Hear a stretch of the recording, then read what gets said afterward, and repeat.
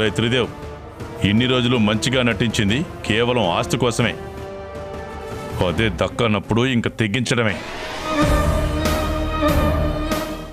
అనుకున్నది సాధించడం కోసమే ఇన్నాళ్ళు అణిగిమణిగి ఉన్నాం. కానీ ఇప్పుడు ఈ కేశవ విశ్వరూపం ఏంటో చూపించాల్సిన సమయం వచ్చింది.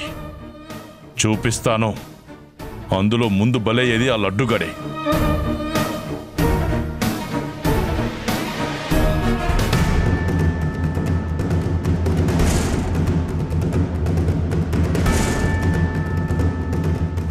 ఏమండి, లడ్డు కోసం శ్రీవల్లి వెళ్ళి చాలాసేపు అయిందండి, ఇంకా రాలేదేంటి వాళ్ళు? వస్తాడు సీత, నువ్వు కంగారు పడకు. లడ్డు ఎక్కడికి వెళ్ళాడు, ఎక్కడున్నాడో శ్రీవల్లికి తెలియలేదేమోనండి. ఒకసారి శ్రీవల్లికి కాల్ చేయండి. అలాగే. ఇదిగో శ్రీవల్లి ఫోన్ చేస్తుంది. అమ్మా శ్రీవల్లి. నాన్నా, లడ్డు మామ ఎక్కడ కనపడలేదు. కనపడలేదా? అవును నాన్నా, అసలు ఎక్కడికి వెళ్ళుంటాడో తెలియట్లేదు. మామూలుగా లడ్డు రెగ్యులర్గా వెళ్లే ప్లేసెస్లో వెతికావమ్మా? వెతికాను నాన్నా, తెలిసిన వాళ్ళని కూడా అడిగాను. వాళ్ళకు కూడా లడ్డు మామ కనపడలేదంట. లడ్డు మామకి పెద్దగా ఫ్రెండ్స్ కూడా ఎవరూ లేరు.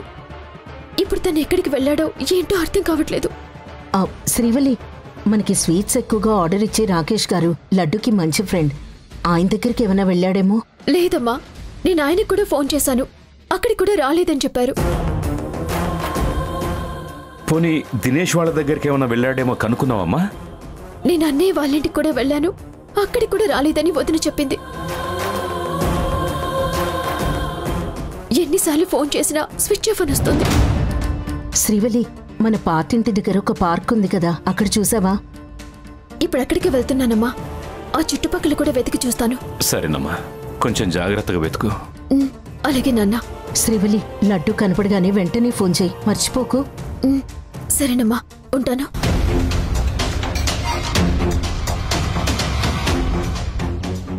సీత, లడ్డూకు బంధువులు ఎవరు లేరా? వాడికి నా అనేవాళ్ళు ఎవరూ లేరండి. 23 సంవత్సరాల క్రితం నాకెవ్వరూ లేరక్క అంటూ నా దగ్గరకు వచ్చాడు. అప్పటి నుండి వాడికున్న ఫ్యామిలీ మనం మాత్రమే. మనం తప్ప వాడికి ఇంకెవ్వరూ లేరు. ఎన్ని సంవత్సరాల్లో అనాథ అనే ఆలోచన వాడి మనసులోకి రాకుండా సొంత తమ్ముడి కంటే ఎక్కువగా చూసుకున్నాను. కానీ ఈరోజు ఆర్తి కేశవులు వాణ్ణి అనాథ అంటూ నానా మాటలనేసరికి తట్టుకోలేకపోయాడు. అందుకే ఇల్లొదిలి వెళ్ళిపోయాడు. వాడెక్కడికి వెళ్ళిపోయాడు, ఏమైపోయాడు అని నాకు భయంగా ఉందండి. నువ్వు భయపడకు సీత, లడ్డూకేం కాదు. గాయపడ్డ మనస్సు ఒంటరితనాన్ని కోరుకుంటుంది. అందుకే ఇంటి నుంచి బయటికి వెళ్ళినట్టున్నాడు. ఆ బాధ తగ్గిపోయాక తిరిగి ఇంటికొచ్చేస్తాడు. లడ్డు ఇంట్లో వాళ్ళందరి గురించి ఆలోచిస్తూ అందరూ నా వాళ్లే అని మనతో కలిసి ఉండాలనుకున్నాడు. కానీ ఈరోజు వాడు పరాయివాడన్నట్టుగా కేశవ ఆర్తిలు మాట్లాడారు. ఆ విషయంలో నేను కూడా చాలా బాధపడుతున్నాను. ఆర్తికి ఆవేశం ఎక్కువ, కేశవికి దుడుకుతనం ఎక్కువ.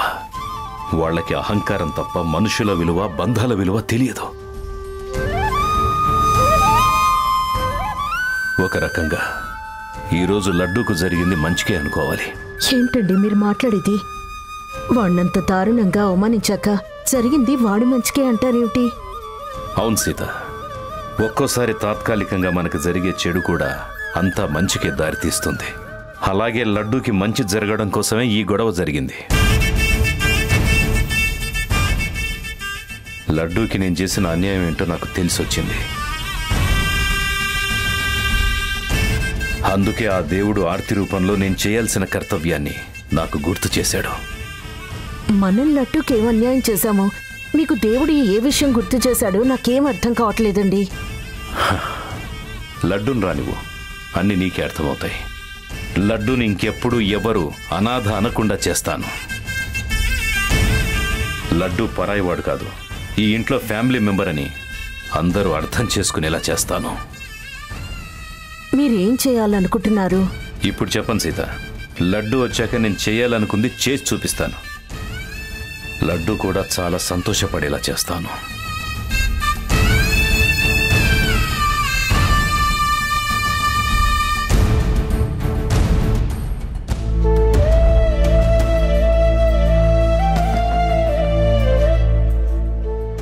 పిన్ని పిన్ని అంటూ గుడ్డిగా నమ్మడం కాదు.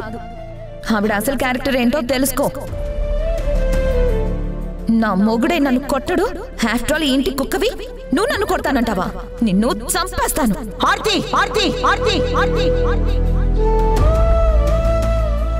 తంగచ్చి నాకు అమ్మ కన్నా ఎక్కువ. నన్ను అన్నాదా అన్నారని కేశవ ఆర్తుల మీద తను సీరియస్ అయ్యింది. కానీ వాళ్ళు తంగచ్చిని కూడా బాధపడేలా మాట్లాడినారు. నా వల్ల తను మాటలు పడినాది.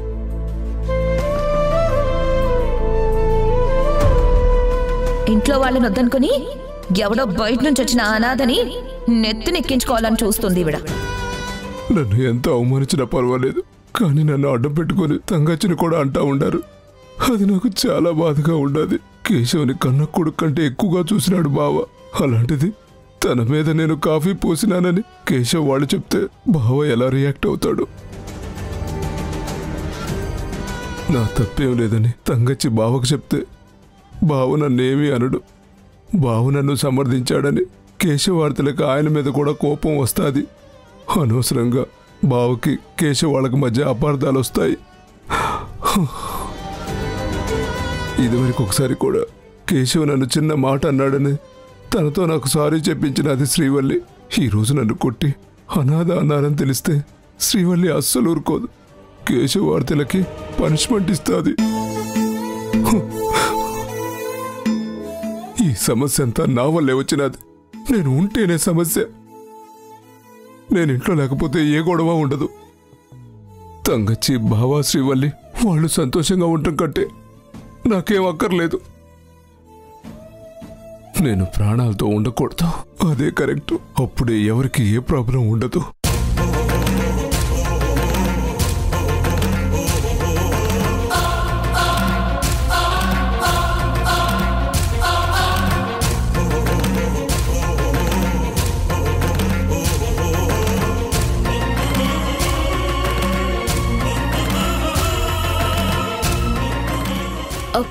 ఎక్స్క్యూజ్ మీ, ఈ ఫోటోలో ఉన్న వ్యక్తిని మీరేమైనా చూసారా? చూశానండి. ఆ కొండపైకి వెళ్ళారు. కొండపైకా? మామ ఎందుకు వెళ్ళాడు? Okay, thank you. అలాగేనండి. మామ కొండపైకి ఎందుకు వెళ్ళినట్టు?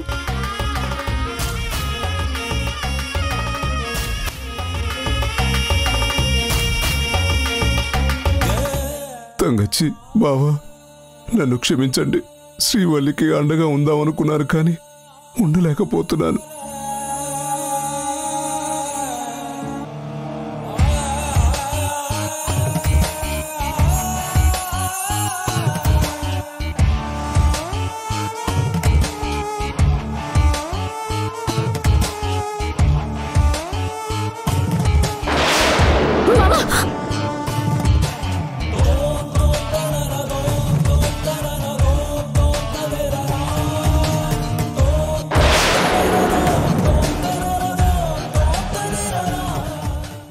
అవును మామ, నువ్వు తీసుకోవాలి, ఇంకేం మాట్లాడుకో. ఒక మనిషి అర్హతను నిర్ణయించేది డబ్బే అయితే అది ఇప్పుడు నా కొడుకులు కూతుళ్లతో సమానంగా లడ్డూకి కూడా ఉంది. ఇక మీదట తనను అనాథలా కాకుండా ఈ ఇంటి మనిషిలా చూడాలి.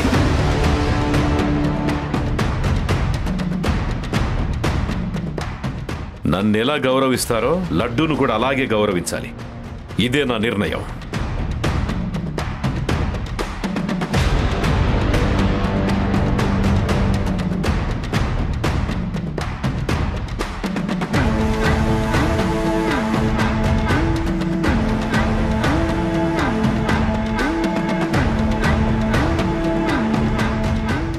తంగచ్చి బావకు నువ్వైనా చెప్పు, నాకు ఆస్తి హోదా ఇవేమీ వద్దు. అది మేము నీకు ప్రేమగా ఇస్తున్నాను లడ్డు, కాదనుకో. ఈ నిర్ణయం మీ బావ నన్ను కూడా అడగకుండా తీసుకున్నారు. ఎందుకంటే నిన్నెవరైనా తక్కువ చేసి మాట్లాడితే ఆయన తట్టుకోలేరు కాబట్టి. అందుకే చాలా తెలివిగా వాళ్ళ నోళ్లు మూయించారు. మీ బావ ధర్మరాజు లాంటివాడు. ఎవరికెప్పుడు ఏం చేయాలో ఆయనకి బాగా తెలుసు. ఇక నువ్వు ఈ ఇంట్లో ధైర్యంగా తలెత్తుకుని బతుకు. అవును మామా, నాన్న ఒక్క మాటతో ఆయన గొప్పతనాన్ని చూపించారు, నీ స్థాయిని పెంచారు. That is Kodandaramayya.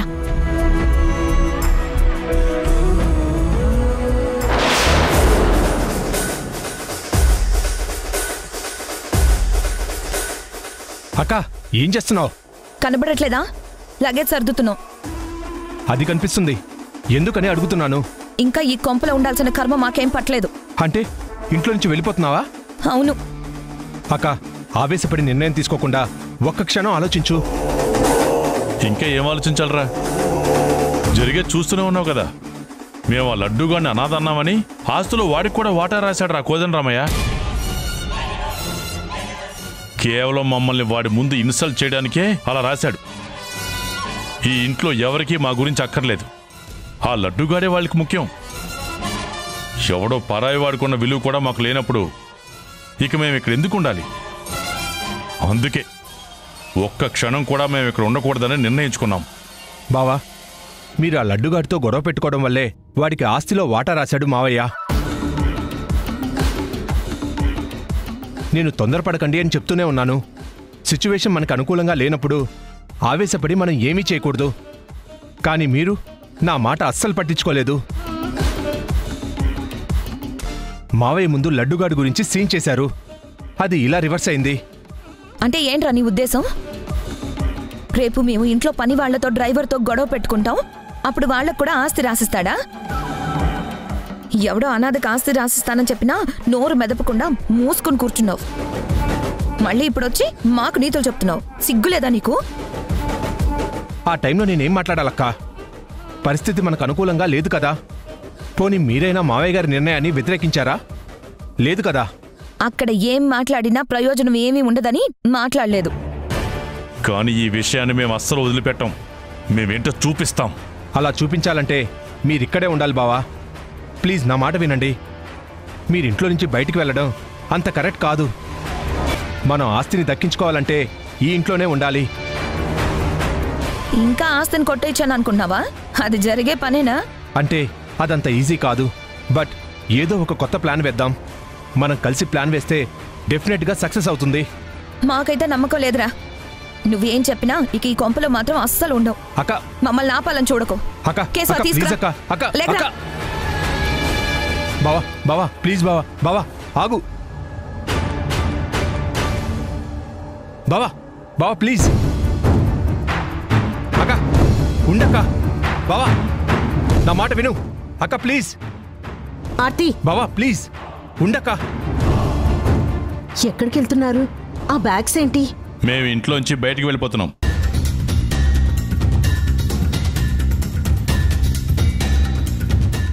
ఇప్పుడు ఏమైందని బయటికి వెళ్తా అంటున్నారు? చెయ్యాల్సిందంతా చేసి ఏమీ తెలియనట్టు అలా అడుగుతున్నారేంటి? ఈ లడ్డు ఈ ఇంట్లో ఉంటే మేము ఇక్కడ ఉండమని చెప్పాం కదా. మీరు వెళ్ళొద్దు కేశవ్ బాబు, ప్లీజ్. కావాలంటే నేనే వెళ్ళిపోతాను. మీరు వెళ్ళిపోతే బాబా వాళ్ళు తట్టుకోలేరు. ఈ ఇంట్లో మాకు విలువ లేదని తెలిసాక ఇంకా మేమెందుకు ఉండాలి? మేం వెళ్ళిపోయినా కూడా మా గురించి ఇక్కడ ఎవరూ బాధపడరులే. ఆ విషయం మాకు తెలుసు. కేశవ, ఏంటి బావా అలా మాట్లాడుతున్నావు? మీ మీద మావయ్య గారికి ఎంత ప్రేమ ఉందో మీకు తెలీదా? తెలుస్తుందిరా, బానే తెలుస్తుంది. ఇందాక చూసాం కదా. ఎవడ పరాయి వాడు మమ్మల్ని అవమానిస్తే వాడిని నెత్తిన పెట్టుకుంటున్నారు. మళ్ళీ మా మీద ప్రేమ ఉన్నట్టు నటిస్తున్నారు. నా మీద కాఫీ పోసాడని చెప్తే నాన్న లడ్డూతో ఈ విషయం ఏం మాట్లాడలేదు. నేనేదో కోపంలో అనాథనేసరికి పౌరుషం పొడుచుకొచ్చింది. తనకు ఆస్తి రాస్తాడు అంటే అర్థమేంటి? మాకన్నా వాళ్ళకి అతనే ఎక్కువ కదా. కానీ నాకు జరిగిన అవమానం గురించి ఒక్క మాట మాట్లాడలేదు. పైగా అది చాలా చిన్న విషయం, దానికే గొడవ పడాలా అన్నట్టు నన్ను తప్పుపట్టారు. మనకేం జరిగినా వీళ్ళకి అది చిన్న విషయమే కేశవ. రేపు మన ప్రాణాల మీదకి వచ్చినా అప్పుడు కూడా అది చిన్న విషయమే అన్నట్టు మాట్లాడతారు. అలా మాట్లాడతారు ఏంటి కేశవ? చిన్నప్పటి నుంచి నిన్నెంత ప్రేమగా పెంచారు ఆయన. దినేష్ కంటే కూడా నీకే ఎక్కువ ఇంపార్టెన్స్ ఇచ్చారు. ఇప్పుడు అదంతా మర్చిపోయి ఇలా మాట్లాడడం కరెక్ట్ కాదు. కేశవ్ బాబు, తప్పు నాదే అని ఒప్పుకుంటున్నాను. నన్ను క్షమించండి. దయచేసి మీరు ఇంట్లో నుంచి వెళ్ళొద్దు ప్లీజ్. మీ నాన్నగారి కోసమైనా మీరు ఈ నిర్ణయం మార్చుకోండి. నటించింది చాలు గాని ఆపు నీ నాటకాలు. బాబు కేశవ, నువ్వైనా నా మాట విను. నీ భార్యకి నచ్చ చెప్పి లోపలికి తీసుకువెళ్ళు. రక్త సంబంధికుడిని పరాయివాడిని రక్త సంబంధికుళ్ళ చూశాక ఇంకెవరి మాట వినాల్సిన అవసరం లేదు. మా విలువ మేము ఈ ఇంట్లో ఉన్నంత వరకు మీకు తెలీదు. మేం బయటికి వెళ్ళాక తెలుస్తుంది. త్వరలో మేమంటే ఏంటో తెలిసేలా చేస్తాం. బావా, మీరు ఆవేశపడకండి. కోపంలో ఏం మాట్లాడుతున్నారో మీకు అర్థమవుతుందా? త్రిదేవ్, నేనేం మాట్లాడినా ఆలోచించే మాట్లాడతాను. అర్థం లేకుండా ఏది మాట్లాడను, ఏ నిర్ణయం తీసుకోను. ఈ విషయంలో నువ్వు కల్పించుకోకుండా సైలెంట్గా ఉండు.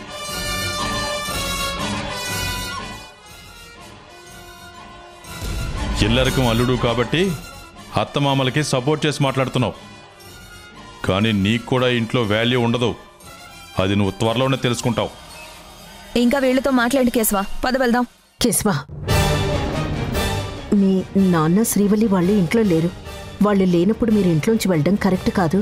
మీ నాన్నగారు వచ్చాక ఆయనతో మాట్లాడండి. ప్లీజ్ ఆగండి. సీతమ్మ గారు, ఇంత జరిగాక ఇంకా మాట్లాడుకోవడాలు లేవు, తేల్చుకోవడాలే.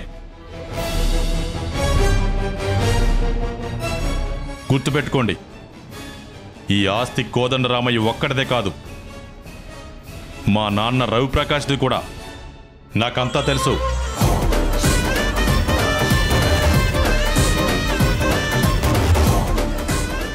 ఎవరో అనామకుడికి ఆస్తి రాస్తే నేను చూస్తూ ఊరుకుంటాననుకుంటున్నారేమో.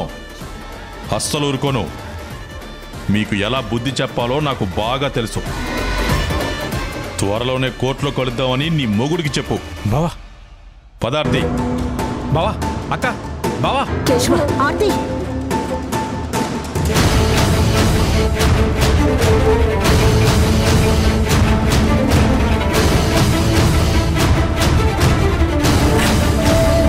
ఏ తప్పు చేయని మా అన్నయ్య ఇంట్లో నుంచి వెళ్ళిపోయి ఎన్నో బాధలు పడ్డారు. ఎన్నో తప్పులు చేసిన వాళ్ళు అంతకంటే ఎక్కువ కష్టాలు పడాలి. అదే వాళ్ళకి సరైన శిక్ష. ఏంటమ్మా అంత కఠినంగా మాట్లాడుతున్నావు? అవును మామా, ఆస్తి మొత్తాన్ని దక్కించుకొని నాన్నని రోడ్డు మీదకి ఈడ్చాలని ప్లాన్ చేయాలనుకున్నారు వాళ్ళు. దేవుళ్లాంటి మా నాన్నకి చెడు చేయాలనుకున్న వాళ్ళ గురించి నేను జాలిపన్ను. అసలు వాళ్ళని క్షమించేది లేదు. మనసు నిండా విషం నింపుకొని కుట్రలు కుతంత్రాలు చేసి అలాంటి వాళ్ళు లేకపోతే ఇంట్లో ఇక నుంచి ఏ గొడవలు ఉండవు. అందరూ కలిసి ప్రశాంతంగా ఉండొచ్చు. అసలు వాళ్ల కోసమే ఆ రోజు నేను దినేష్ అన్నయ్యని ఇంట్లో నుంచి పంపించేశాను. టైం చూసుకొని దినేష్ అన్నయ్యతో మాట్లాడి తనని తిరిగి ఇంటికి తీసుకురావాలి. ఈ ఇంటి వారసుడిగా మా అన్నయ్య ఇక్కడ సంతోషంగా ఉండాలి. నీ ఆవేదన నాకు అర్థమైంది శ్రీవల్లి. అలాగే చేద్దాం.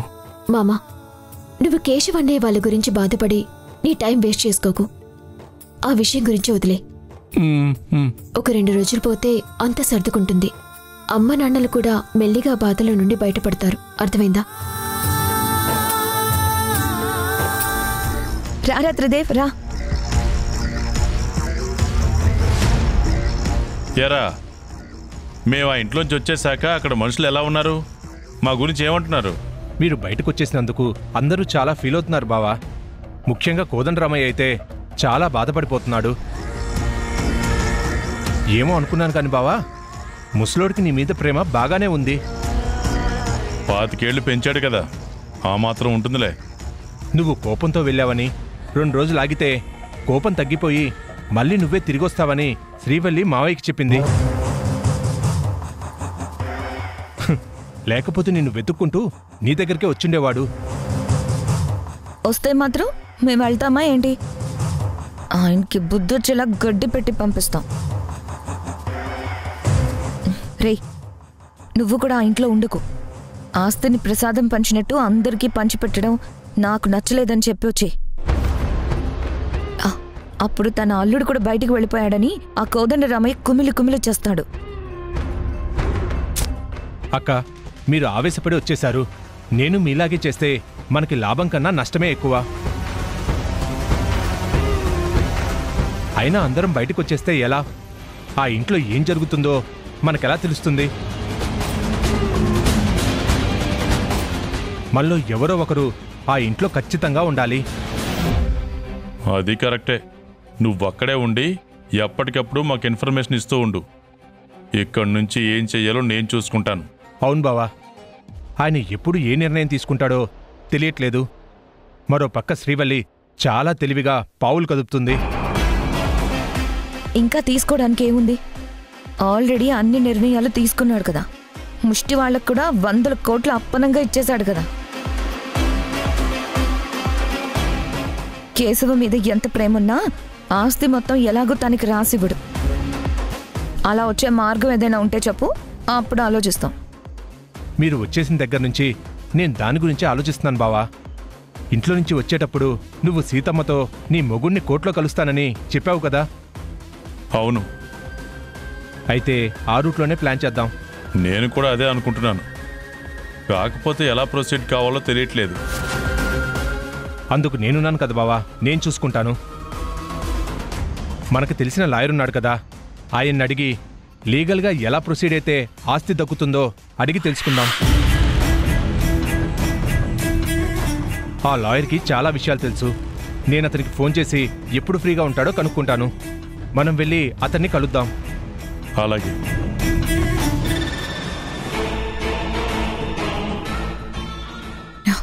కేశవ, ఎక్కడికెళ్ళావు? బయటికి ఎక్కడికైనా వెళ్తే చెప్పెళ్ళొచ్చు కదా.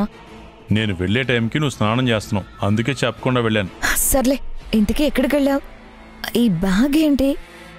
షాపింగ్ చేయడానికి వెళ్ళాను. షాపింగ్ చేయడానికి వెళ్ళావా? మరి 5 minutes వెయిట్ చేస్తే నేను వచ్చేదాన్ని కదా. నేనేం హెయిర్ పిన్లు, బ్లౌజ్ పిన్లు కొనడానికి వెళ్ళలేదు. మరి మనకు అవసరమైన ఒక ఇంపార్టెంట్ వస్తువు కొనడానికి వెళ్ళాను. అవునా? ఏంటది? ఇంతకీ ఆ వస్తువు కొన్నావా? లక్షలు పెట్టి మరీ కొన్నాను. అంత కాస్ట్లీ వస్తువా? కొంపదీసి నా కోసం డైమండ్ నెక్లెస్ అన్నా తీసుకొచ్చావా? నాకు మరీ క్యూరియాసిటీగా ఉంది. తొందరగా అదేంటో బయటికి తీ.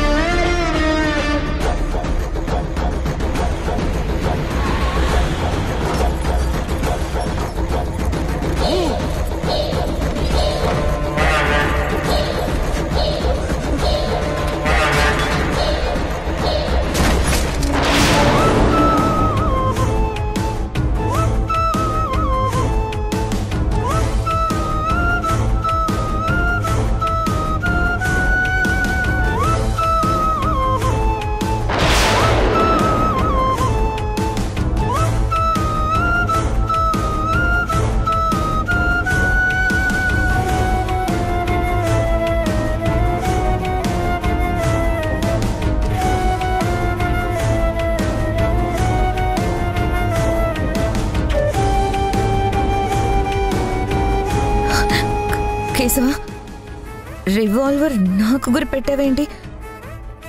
కొంప తీసి మీ నాన్న మాటలకి మనసు కరిగిపోయి మీ ఇంట్లో గొడవలకి కారణం నేనే కాబట్టి నన్ను లేపేద్దాం అనుకున్నావా? ఛ, నువ్వు నా ప్రాణం ఆర్తి, నిన్నెందుకు చంపుకుంటాను? అంటే ఇది డమ్మీనా? నన్ను భయపెట్టడానికి జోక్ చేసావా? ఇది పిల్లలాడుకునే బొమ్మ తుపాకీ కాదు, ప్రాణాలు తీసే నిజమైన రివాల్వర్.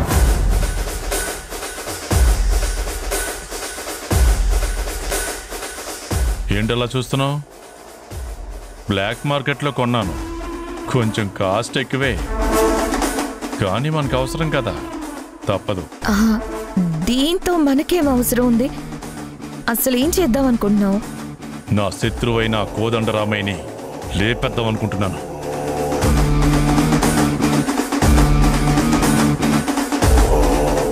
మనం కోదండరామయ్య మీద లీగల్గా ఫైట్ చేద్దాం అనుకున్నాం కదా. ఈ టైంలో మర్డర్ చేయడం అవసరమా? నేనేం ఇప్పుడే వెళ్ళి ఆ కోదండరామయ్యని లేపేస్తానని చెప్పట్లేదు. మరి నేను చెప్పేది పూర్తిగా విను. చెప్పు. మనం లాయర్తో మాట్లాడి కోర్టులోనే కోదండరామయ్య సంగతి తేలుద్దాం.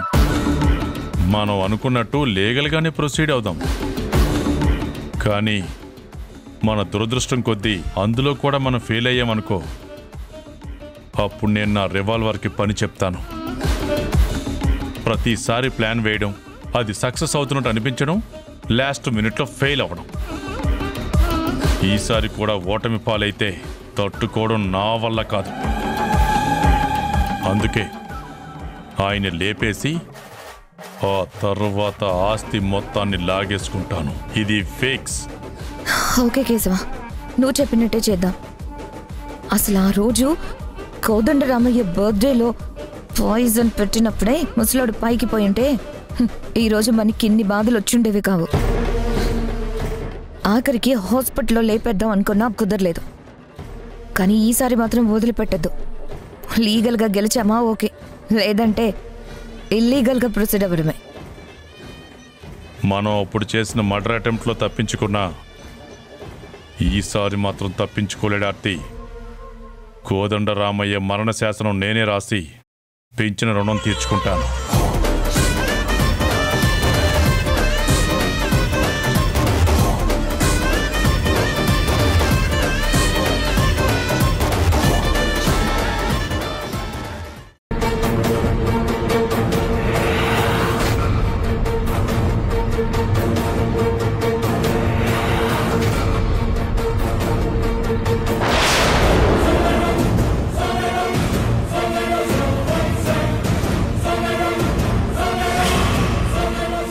ఏంటండి అది? ఏముంది అందులో? ఎందుకలా షాక్ అయ్యారు? నాకు లాయర్ నోటీస్ పంపించారు సీత. ఎవరండి? కేశవ.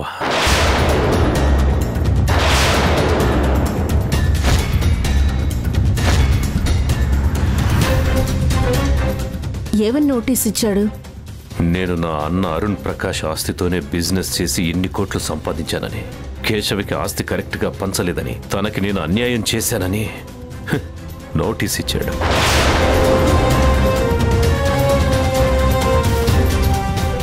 ఈ ఆస్తి మీ కష్టార్జితం కదండి. మీ అన్నయ్య ఆస్తి మొత్తం అప్పుడే పోగొట్టుకున్నారు కదా. అవన్నీ ఆలోచించుకునే స్థితిలో వాడిప్పుడు లేడు. నా మీద కోపం ప్రతీకారంగా మారింది. రెక్కలు వచ్చిన పక్షులు గూడును వదిలి వెళ్ళిపోవడం సహజం. కానీ ఆ గూడునే కాల్చేయాలనుకోవడం దారుణం. ఇన్నాళ్ళు నా అడుగుజాడల్లో నడిచిన నా కొడుకు ఇప్పుడు నన్ను కోర్టు మెట్లెక్కించాలనుకుంటున్నాడు. నేను ఇప్పుడే వస్తాను సీత. ఏమండి, ఎక్కడికి వెళ్తున్నారు? భగవంతుడా, ఏమిటి స్వామి ఇలా చేశావు? లడ్డు, కేశవ నోటీస్ పంపించినందుకు ఆయన చాలా బాధపడుతున్నారు.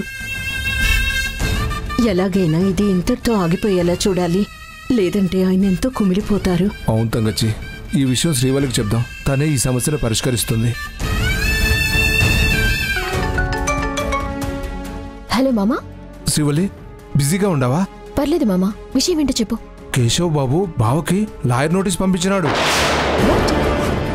లాయర్ నోటీసా? ఏమని పంపించాడు? ఆస్తి పంపకాల విషయంలో తనకు చాలా అన్యాయం జరిగిందని, వాళ్ళ నాన్న అరుణ్ ప్రకాష్ గారు చనిపోయిన తర్వాత వాళ్ళ ఆస్తి మొత్తాన్ని బావే తీసుకుని వ్యాపారాలు చేసి ఇంత ఆస్తి సంపాదించాడని. ఇన్ని రోజులు కేశవ్ ఆర్తి వాళ్లే కష్టపడి పనిచేసి కంపెనీని డెవలప్ చేసినారంట. ఈరోజు కంపెనీ టాప్ పొజిషన్లో ఉండడానికి వాళ్లే కారణం అంట. కానీ ఆస్తి వాళ్ళకి సరిగా పంచకుండా వాళ్ళకి రావాల్సిన ఆస్తిని కూడా బావే కొట్టేసినాడని ఏవేవో అబండాలు వేసి నోటీస్ పంపించినారు. ఇప్పుడు నాన్నెలా ఉన్నారు? ఆయన ఇంట్లో లేరు శ్రీవల్లి. నోటీస్ రాగానే బయటికి వెళ్ళినారు. వాళ్ళు ఇంటికి దూరంగా ఉన్నా కూడా బావను ఇబ్బంది పెట్టాలని చూస్తూ ఉండారు. నాకెందుకో భయంగా ఉండదు శ్రీవల్లి. నువ్వేం భయపడకు మామా. లాయర్ నోటీస్ ఇచ్చినంత మాత్రాన మనకేం కాదు. వాళ్ళు నాన్నని ఏమీ చేయలేరు. ఆ ఆస్తిని నాన్న కష్టపడి సంపాదించారు. ఆ విషయం అందరికీ తెలుసు. మనం కూడా ఒక మంచి లాయర్ని అప్రోచ్ అవుదాం. వాళ్ళు కోర్టు ఖర్చులకి డబ్బులన్నీ పోగొట్టుకుని రోడ్డు మీద పడతారు. చూస్తూ ఉండు. అనవసరంగా లాయర్ నోటీస్ ఇచ్చామే అని వాళ్ళు బాధపడేలా చేస్తాను. నాన్నని కోర్టుకి ఇచ్చాలని చూసిన వాళ్ళని నేను అస్సలు విడిచిపెట్టను.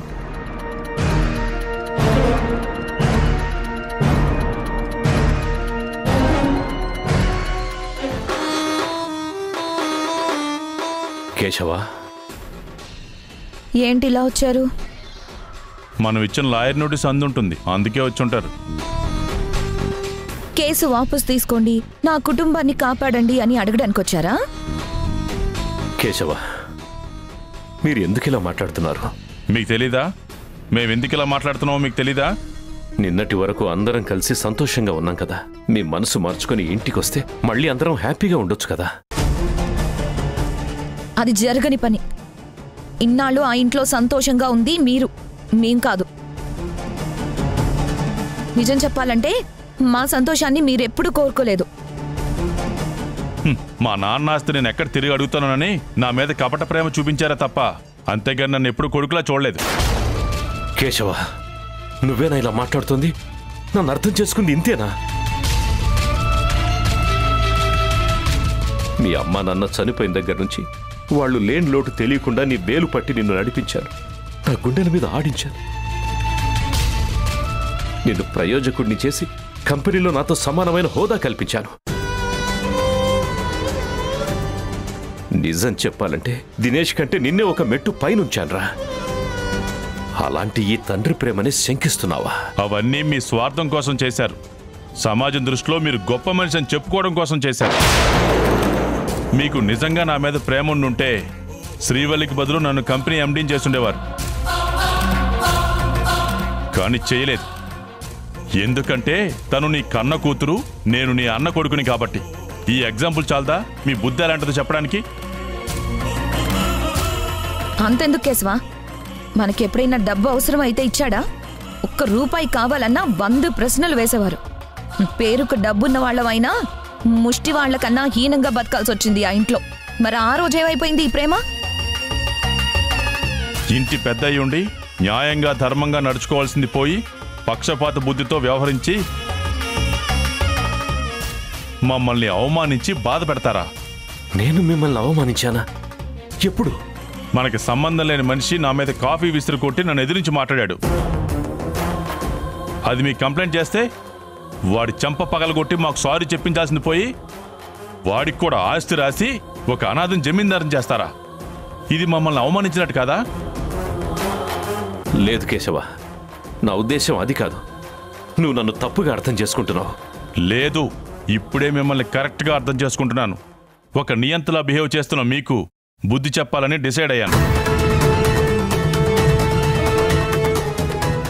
మీరు అలా ఎవడికి పడితే వాడికి ఆస్తి రాసిచ్చేస్తే ఊరుకుంటారనుకుంటున్నారా?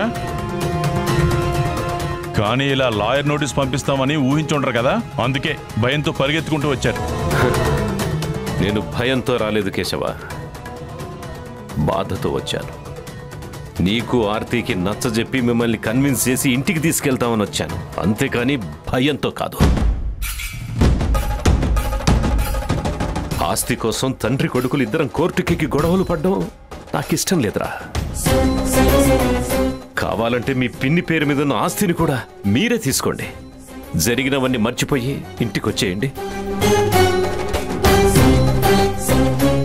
ఇంకెప్పుడు మీ మీద మాట రాకుండా నేను చూసుకుంటాను. దయచేసి నా మాట వినండి. ఓహో, కోర్టుకు వెళ్తే మీరు నాకు చేసిన అన్యాయం 10 మందికి తెలిసి పరువు పోతుందని మీ భార్య పేరు మీద ఉన్న కాస్త ఆస్తి నాకిచ్చి కాంప్రమైజ్ చేయాలని చూస్తున్నారా? ఆ ముష్టి నాకెందుకు? నాకు మొత్తం ఆస్తి కావాలి. అది కోర్టులోనే తేల్చుకుందాం. కేశవ, ఆ లాయర్ నోటీసులో ఉన్నది అబద్ధమని నీకు కూడా తెలుసు. కోర్టుకెళ్తే నువ్వు ఓడిపోతావు. నా మాట విను. అదేం అబద్ధం కాదు. మీరు నన్ను మోసం చేశారు. మేం చిన్నపిల్లలుగా ఉన్నప్పుడు మా నాన్న చనిపోతే ఆయన ఆస్తిని మీరు ఎదగడం కోసం వాడుకున్నారు. అదే నిజం. ఇందులో ఎవరు గెలుస్తారో ఎవరు ఓడిపోతారో అది కోర్టు డిసైడ్ చేస్తుంది. కానీ ఈరోజు మీరు చేస్తున్న పనుల వల్ల మనం విరోధులం అవుతాం. అది మన కుటుంబానికి మంచిది కాదు. నా మాట విను బాబు. అది మన కుటుంబం కాదు, మీ కుటుంబం. మీకు చెడు జరగాలని నేను ఈ పని చేస్తున్నాను. కోర్టులో గెలిచి నిన్ను నీ కుటుంబాన్ని రోడ్డు మీదకి ఈడ్చే వరకు నేను నిద్రపోను. మిస్టర్ కోదండరామయ్య.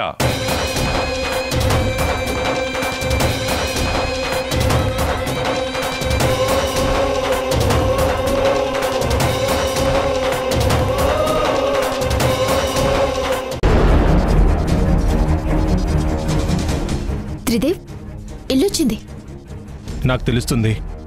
ఏంటి తాగినా కూడా నీకు ఇల్లు తెలిసిపోతుందా? అంటే లైట్గా డ్రింక్ చేసావా? లైట్గా చేసినా ఫుల్గా చేసినా నేను తాగినట్టు మీ నాన్నకు తెలిసిపోతుందిలే. Don't worry. లేదు లేదు, తాగుబోతుల్లో కూడా రకాలుంటారు. అవునా? అవును. కొంచెం తాగేవాణ్ణి తాగుబోతు అని, కొంచెం కంటే ఎక్కువ తాగేవాణ్ణి మిడిల్ తాగుబోతని, ఫుల్గా తాగి తోగేవాణ్ణి వీర తాగుబోతు అని అంటారు. ఇప్పుడు నన్ను ఏ రకం తాగుబోతుని చేయాలనుకుంటున్నావు? వీర తాగుబోతుని చేస్తేనే బాగుంటుంది అని నా ఆలోచన. నేను మరీ అంతలా తాగితే మీ నాన్న హట్ అవుతారేమో. తాగకపోతే నేను హర్ట్ అవుతాను. నేను హర్ట్ అయితే తర్వాత ఏం చేస్తానో నీకు తెలుసు కదా? తెలుసు. నన్ను హట్ చేస్తావు. నువ్వు తాగినా కూడా అన్నీ బాగానే గుర్తుపెట్టుకున్నావే. ఇదిగో ఇది తాగు.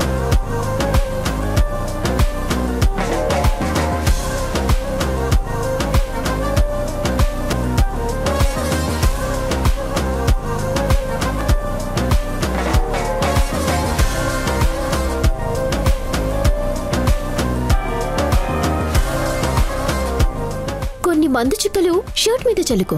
తాగినట్టు ఈజీగా నాన్నకు తెలిసిపోతుంది. ఇంత ఫుల్గా తాగాక మళ్ళీ మందు చుక్కలు చల్లుకోని అవసరం లేదు. నన్ను నమ్ము. సరే పద. త్రిదేవ్, స్మెల్ వస్తుంది, తాగినట్టు తెలుస్తుంది. నువ్వు కూడా నాన్న అసహించుకునే లెవెల్లో మాట్లాడాలి.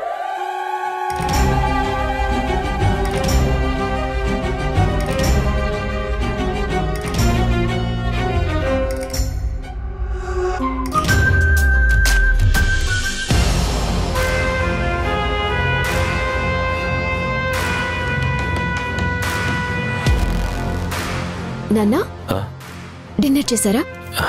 ఇంకా లేదమ్మా, నువ్వు వచ్చాక కలిసి చేద్దామని ఆగాను. మీకెన్నిసార్లు చెప్పాను నాన్న నా కోసం వెయిట్ చేద్దని. నేను రావడం కొన్నిసార్లు ఆలస్యం అవుతుంది. మీరు తిని టైంకి టాబ్లెట్స్ వేసుకోవాలి కదా. నా కోసం వెయిట్ చేస్తే మీకు ఇబ్బంది అవుతుంది కదా. అలాగేనమ్మా, ఇంకోసారి టైంకి తింటాను. అవును, అమ్మ ఎక్కడుంది నాన్న? మీ అమ్మకి కొంచెం హెడేక్గా ఉందటమ్మా, రెస్ట్ తీసుకుంటుంది. అవునా? అవునమ్మా. మీరు ఫ్రెష్ అయ్యారండి, మనం కలిసి భోంచేద్దాం.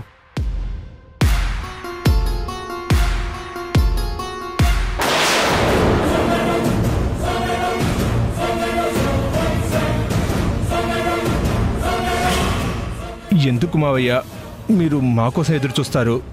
మీరు ఎర్లీగానే తినేయండి.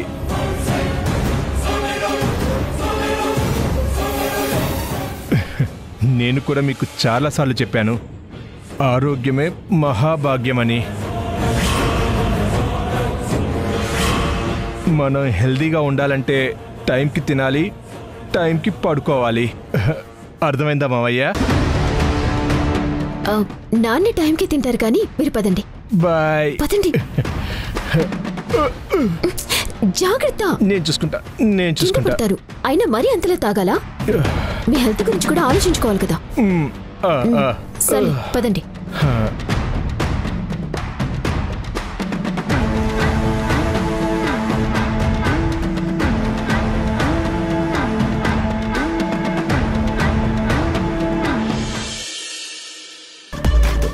శ్రీవల్లి నన్ను డైనింగ్ టేబుల్ దగ్గరికి రావద్దని చెప్పింది. నా కోసం ఫుడ్ పైకి తీసుకొస్తానని చెప్పి ఇంత టైం అవుతున్నా ఇంకా రాలేదేంటి? అది ఇంకా తింటూనే ఉందా, లేకపోతే ఈరోజు నన్ను పస్తు పడుకోబెట్టాలని డిసైడ్ అయిందా?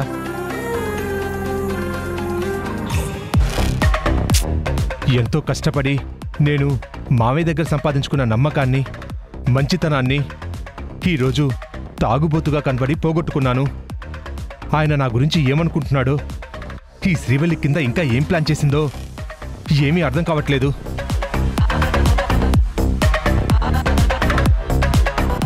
త్రిదేవ్, తమరికి డిన్నర్ తీసుకొచ్చాను.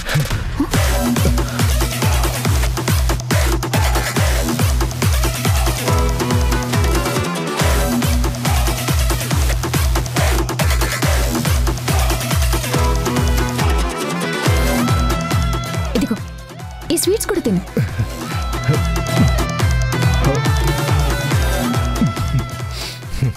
చాలా బాగుంది శ్రీవల్లి. Thank you. అవును, ఈ స్వీట్ ఏంటి? ఈ రోజు ఏదైనా స్పెషల్ అకేషనా?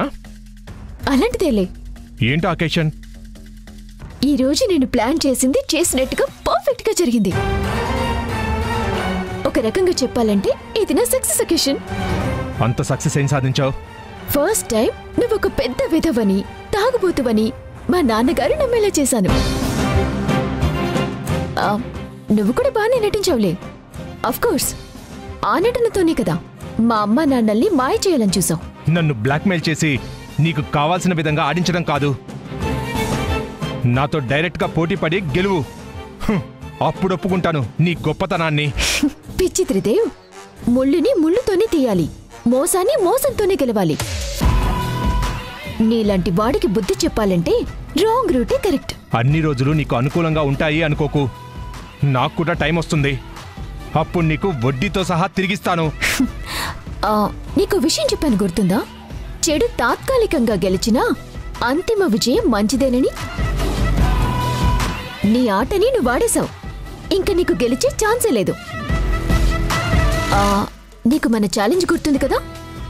ఆస్తి నీకు దక్కనివ్వను అన్నాను, అన్నట్టుగానే చేశాను.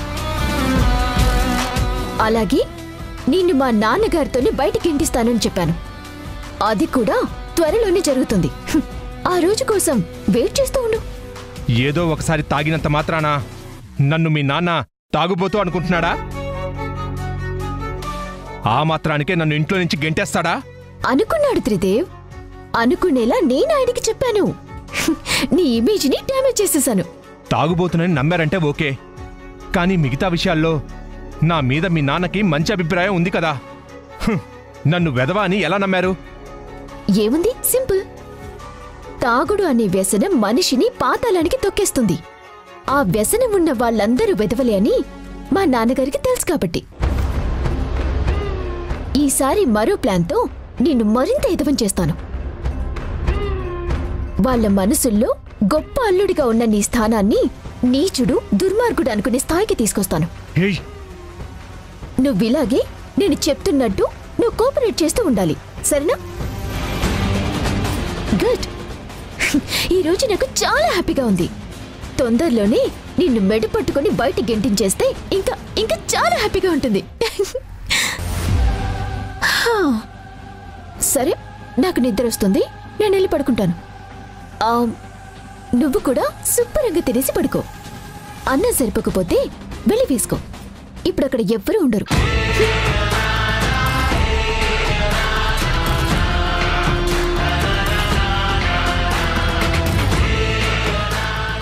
నన్ను బయటికి గెంటేస్తానని సంతోషపడుతున్నావా శ్రీవల్లి?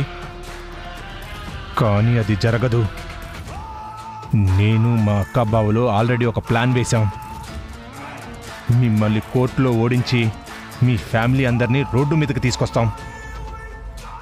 అప్పుడు ఆస్తినంతా మేము ఎంజాయ్ చేస్తూ మిమ్మల్ని టార్చర్ చేస్తాం. వెయిట్ చేస్తూ ఉండు. ఈ త్రిదేవ్ అంటే ఏంటో మీకు త్వరలోనే తెలుస్తుంది.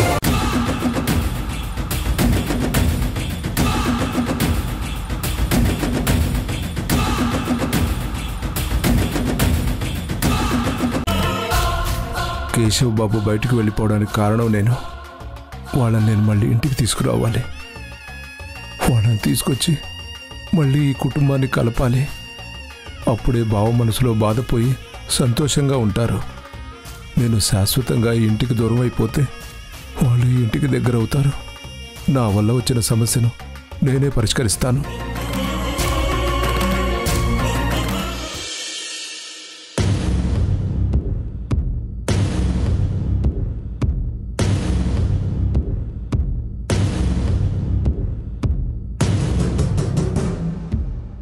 హాయ్ బావా.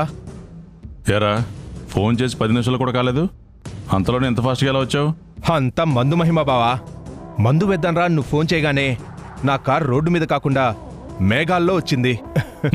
అయితే ఇప్పుడు మందేశాక స్వర్గంలోకి వెళ్దు గానిలే.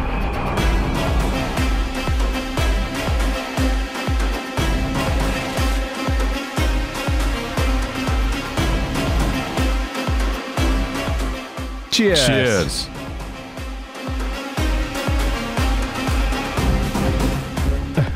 బావా, నీకో గుడ్ న్యూస్. ఏంట్రా అది? నీ మీద బెంగతో కోదండరామయ్యకి హై ఫీవర్ వచ్చి మంచమెక్కాడు. అవునా? అయితే త్వరలో పాడి కూడా ఎక్కుతాడు. మీరింటికి రాకుండా ఇలాగే ఉంటే నువ్వన్నట్టు నిజంగా పోయేలా ఉన్నాడు. పోనీరా, మనకి కోర్టు ఖర్చులు కూడా మిగులుతాయి. ఏ మాటకా మాట బావా. దినేష్ ఇంట్లో నుంచి వెళ్ళిపోయినప్పుడు కూడా మావయ్య అంతలా ఫీల్ అవ్వలేదు, కానీ నీకోసం మాత్రం చాలా ఫీల్ అవుతున్నాడు. అంతలా ఫీల్ అయ్యేవాడు ఆ లడ్డుని మెడపెట్టి బయటికి గెంటేయకుండా ఇంకా ఇంట్లో ఎందుకు ఉండనిచ్చాడు? ఒక పనివాడి కారణంగా తన సొంత అన్న కొడుకు ఇంట్లోంచి వచ్చేస్తే దానికి కారణమైన వాడిని శిక్షించకుండా అందరం కలిసి ఉందాం, తిరిగి ఇంటికి వచ్చి అంటాడేంటి? నా మీద కాఫీ పోసిన వాడి చేతులు విరిచేయకుండా నా చేతులు పట్టుకుని బతిమాలతాడేంటి బుద్ధి లేకుండా? ఆ ముసలోడికి ఆ లడ్డు మీద ప్రేమ కూడా ఉంది బావా. అదే కదరా నా కోపం. దానికి తోడు ఆస్తి మనకు రాసి అమ్ముకోవడానికి అధికారం లేకుండా చేశాడు. అందుకే నాకు ఆ ముసలోడి మీద విరక్తి వచ్చేసింది. అవునా?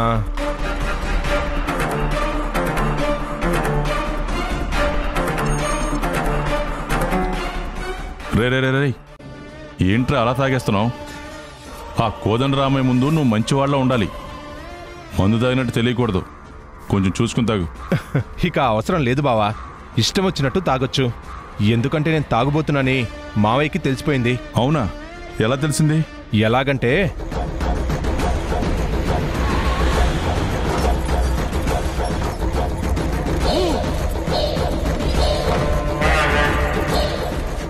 ఆ విధంగా శ్రీవల్లి నా క్యారెక్టర్ని బ్యాడ్ చేసింది బావా. మేము ఊహించిన దానికంటే ఎక్కువగానే నీ పెళ్ళం నిన్ను కంట్రోల్లో పెట్టిందిరా. ఇప్పుడు నువ్వు దాని చేతిలో టాయ్ అన్నమాట. నువ్వు దాన్ని అమ్మని చేసి ఆడుకుంటావు అనుకుంటే అది నిన్ను బొమ్మని చేసి నీతో ఇష్టం వచ్చినట్టు ఆడుకుంటుంది. మొత్తానికి నిన్ను వాడుకుంటుందిరా. ఒక రకంగా నువ్వు దానికి బానిస అయిపోయావు. బావా అలా మాట్లాడుకు, వినటానికి నాకు ఏదోలా ఉంది. ఉన్నమాట కదరా అన్నాను, దాని కోపం ఎందుకు? ఒక ఆడది నిన్ను కంట్రోల్లో పెట్టింది అని చెప్పడానికి సిగ్గులేదురా నీకు? నన్నేం చేయమంటావు? నా గురించి దానికి అంతా తెలిసిపోయింది. నన్ను ఇరికించడానికి తగిన ఆధారాలు దాని దగ్గర ఉన్నాయి. అది చెప్పినట్టు చేయకపోతే నా చేత జైల్లో చిప్పకూడు తినిపిస్తానని బ్లాక్మెయిల్ చేస్తుంది. ఇప్పుడు నాకు ఇంకొక ఆప్షన్ లేదు. అందుకని గంగిరెద్దులో అది చెప్పిన ప్రతిదానికి తలాడిస్తావా? చిచి, నువ్వింత చేతగాని దద్దమ్మ అని తెలియక ఎక్కడో అమెరికాలో కేసులో ఇరుక్కున్న నిన్ను తీసుకొచ్చి ఆ శ్రీవల్లి మెడలో తాళి కట్టించాను. నువ్వు చేసిన చిన్న చిన్న తప్పుల వల్లే 1000 కోట్ల ఆస్తి మిస్ అయింది. నీ వల్ల ఏం ఉపయోగం లేకుండా పోయింది. ఏంటి, నా వల్ల ఏ ఉపయోగం లేదా? లేదురా. ఆస్తి కొట్టేయాలంటే అది సంతకం పెట్టాలి. పోనీ అది కష్టమే అనుకుందాం. భార్యను లొంగ తీసుకుని కడుపు చేయడం కూడా కష్టమేనా? అసలు నువ్వు మగాడివేనా అని నాకు డౌట్ రా. రేపటి నుంచి శ్రీవల్లితో పాటు నువ్వు కూడా చీర కట్టుకుని ఆఫీస్కి వెళ్ళు. బావా ఏంట్రా అరుస్తున్నావు? దాన్ని పెళ్లి చేసుకున్నావు కదా, తల్లిని చేస్తే అది నీ గ్రిప్లో ఉంటుంది అనుకున్నావు. కానీ నిన్ను మాకన్నా ఆ శ్రీవల్లే బాగా యూజ్ చేసుకుంటుందిరా.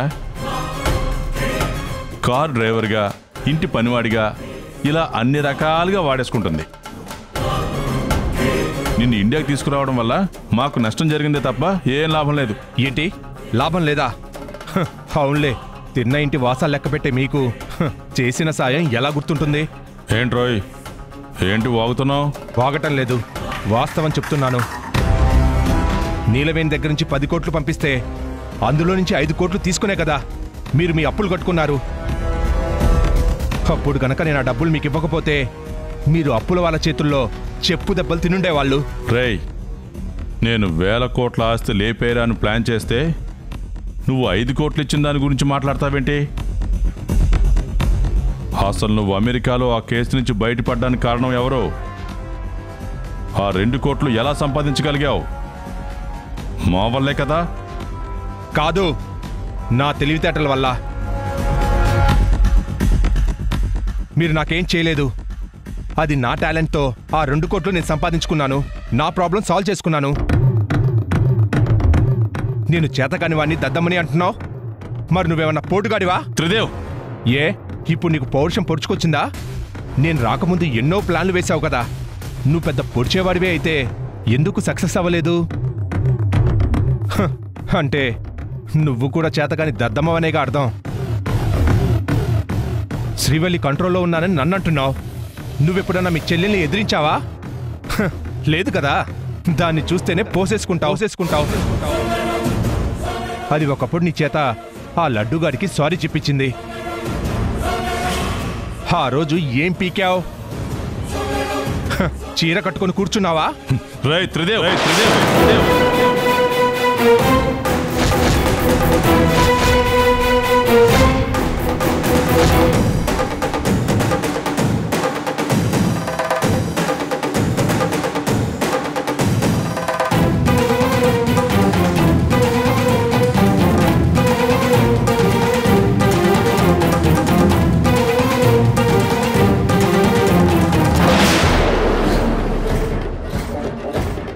ఆ లడ్డుగాడి వల్లే నా పరిస్థితి ఎలా అయింది. అవసరమైతే నేను వాడిని చంపేస్తాను. రేయ్ త్రిదేవ్, నువ్వు నీ లిమిట్స్ క్రాస్ చేశావు. మా అండ నీకు లేకపోతే నీ లైఫ్ రోడ్డు మీద భిక్షగాడి కంటే హీనంగా ఉండేది. ఆర్తి మోహన్ చూసి నిన్ను వదిలేస్తున్నాను. పోరా ఇక్కడి నుంచి. కేశవా, రేయ్ పోరా. ఈ త్రిదేవ్ అంటే ఏంటో నీకు త్వరలోనే చూపిస్తాను. పో.